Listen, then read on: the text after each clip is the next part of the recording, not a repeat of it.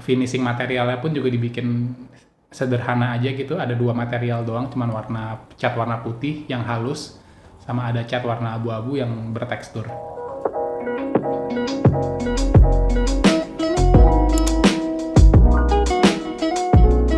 Halo teman-teman, welcome back di channel YouTube Fandi Gunawan Studio. Jadi setelah video yang kemarin kita bikin keliling ke proyek-proyek kita, nah kan saya kan di situ kan sempat bilang kan ada beberapa project yang kemarin kita mampirin, tapi belum pernah saya bikin video khususnya. Nah jadi di video kali ini saya mau ceritain salah satu project.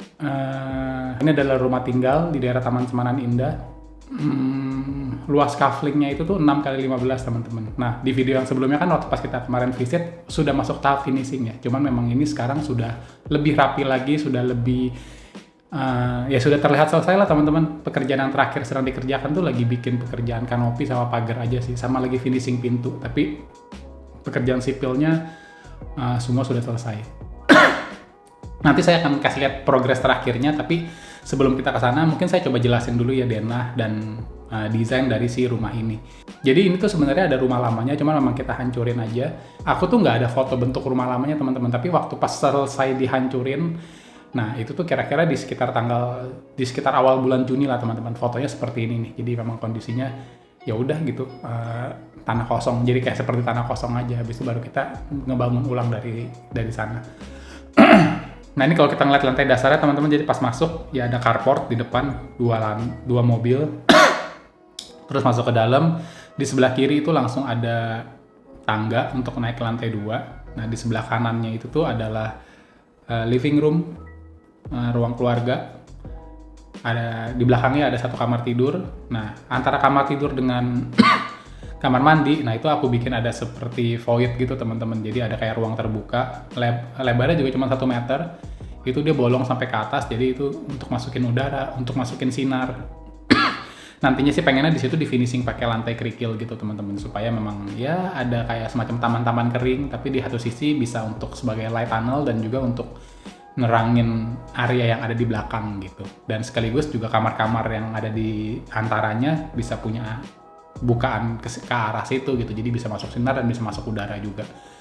Terus ada dining room, itu juga posisinya kayak agak di bawah tangga gitu, posisi area makannya. Kemudian di belakang itu ada dapur.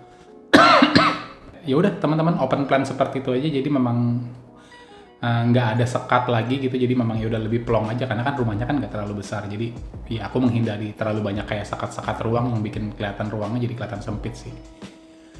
Terus next kita lanjut ke lantai 2, kita naik dari tangga. Nah tangganya ini sendiri pun juga aku bikin void lagi tuh di atas, jadi memang ada skylight gitu. Jadi posisi tangganya kan kebetulan kan memang agak di tengah-tengah ruangan gitu kan, jadi menarik aja sih ketika kita bisa bikin skylight di sana, karena akhirnya jadi nerangin ke hampir ke seluruh bagian rumah gitu. Karena kan di lantai 2-nya sendiri pun juga aku bikin void lagi, jadi antara tangga dengan lantai 2-nya itu tuh ada jarak lagi teman-teman, supaya memang sinarnya tuh masih masuk sampai ke lantai dasar gitu.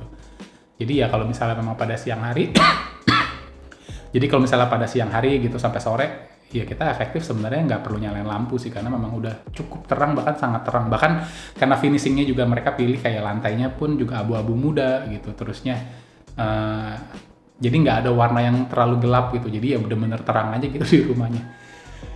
Nah di lantai 2 kayak tadi yang udah aku bilang, masuk tuh ada kayak semacam kayak ya ruang multifungsi lah, mungkin bisa taruh piano, mungkin bisa jadi kayak ruang keluarga kecil, belum tahu sih kebutuhannya seperti apa, tapi yang pasti ada satu ruang terbuka, ada satu ruangan yang memang terbuka, bisa dipakai untuk living room atau mungkin area multifungsi lah. Terus ada gudang yang ada akses tangga monyet ke atasnya, terus ada void juga kan teman-teman, itu tadi kan void yang dari bawah juga sama, jadi memang itu menerus dari atas sampai ke bawah buat masukin sinar, buat masukin udara. Ada satu kamar tidur di sebelahnya, kemudian juga di depannya itu tuh baru kamar tidur utama. Kamar itu tuh ya itu yang paling besar ya, kamar tidur utama lah ya. Dia ngambil lebar bangunannya 6 meter, dan di dalam situ tuh ada kamar tidur, ada walk-in closet, dan ada kamar mandi. Ada jendela besar juga yang menghadap ke depan, jadi memang ya oke sih. Jadi pas masuk kan kita kayak ke framing gitu kan, jadi bisa ngelihat view ke arah depan. Udah kira-kira seperti itu sih teman-teman denahnya. Bentuk 3D-nya pun juga kemarin kita aku coba explore bentuk yang ya pengen kayak mengekspos bentuk atapnya sih, karena kan memang atapnya kan pelana ke samping gitu kan.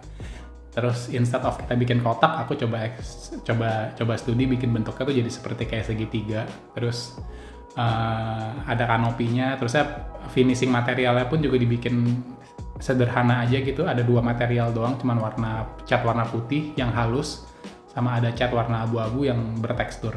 Kanopi di bagian depannya pun juga kita bikin nggak full, karena memang di bagian carportnya itu tuh ada semacam kayak apa ya, kayak teras, kayak kerikil gitulah. Jadi memang bisa buat naro-naro pot-pot tanaman gitulah. Jadi biar ada hijau-hijaunya, plus juga di satu sisi di area carportnya pun juga masih ada udara kan, karena kan memang dia nggak full ketutup gitu. Mungkin segitu aja sih teman-teman, karena memang nggak terlalu besar juga kan ya. Jadi kurang lebih kalau misalnya kita ngeliat konfigurasi daerahnya tuh ya kayak tipikal rumah-rumah developer gitu kan. Cuman memang dibikin full aja sampai ke belakang. Tapi ya itu tadi, tetap aku bikin ada kayak ruang terbuka supaya memang sinar masih masuk, udara masih masuk, dan ya ruang di dalamnya masih lebih sehat lah gitu kan, karena kan terjadi pertukaran udara juga. Proses konstruksinya dimulai dari mungkin pertengahan Mei teman-teman. Dia kan ngerobohin dulu. Habis itu ya udah dibangun, dan sekarang udah masuk tahap finishing, udah selesai lah bisa dibilang. Lagi perapihan kecil-kecil aja gitu kan, lagi bikin pagar sama lagi bikin kanopi. Nah ini untuk lebih jelasnya teman-teman, ini aku udah kemarin aku sempat visit ke sana dan aku udah coba sempat bikin dokumentasinya. Jadi kita sama-sama lihat progres terakhirnya seperti apa untuk proyek rumah yang di Taman Semanan ini.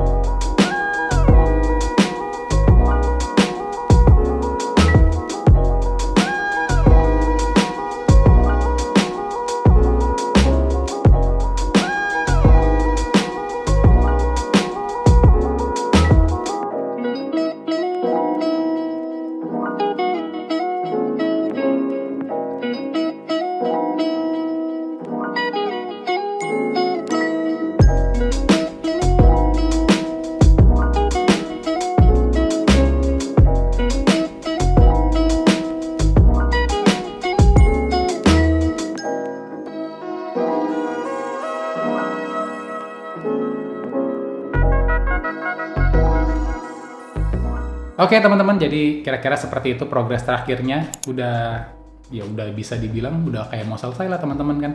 Tinggal lagi pekerjaan kecil-kecil aja gitu kan, finishing pintu, finishing kanopi dan pagar. Habis itu ya harusnya ya udah selesai deh gitu. Karena sekarang tukangnya pun juga udah semakin sedikit gitu. Cuman tinggal 1-2 orang doang lah lagi yang finishing pintu dan lain-lain. Jadi nanti paling video selanjutnya ya kalau pas rumahnya udah jadi aku akan dokumentasiin, terus nanti aku akan share ke kalian di dalam YouTube ini gitu supaya kita bisa sama-sama lihat produk akhirnya seperti apa teman-teman.